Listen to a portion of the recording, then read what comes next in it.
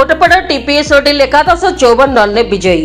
आज बोरीगुमा भैरवी महाविद्यालय खेल पड़िया दीर्घ 2 दिन धरी चलीथिबा क्रिकेट टूर्नामेंट उद्यापित हो जाइछि।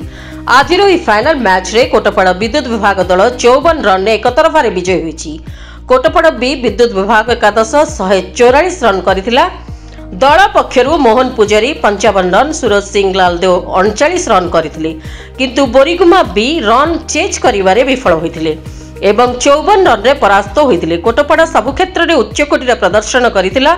आजिर मैच रे कोटपड़ा बी रो मोहन पुजारी को मैन ऑफ द मैच और मैन ऑफ द सीरीज घोषित करा जायथिला।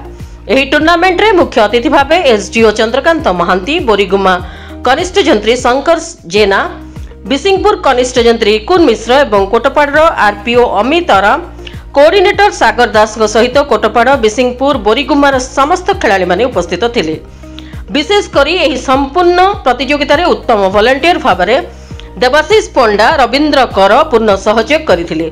सूचना थाउ कि कोटपड़ा दल पक्षरु सागर दास बहु सुंदर अधिनायकत्व करी कोटपड़ा विजय रे मुख्य भूमिका ग्रहण करथिले। समस्त उच्चकोटीर प्रदर्शन करिथिबा खेलाड़ी मानकु मानपत्र सहित सील्ड प्रदान करा जायथिला।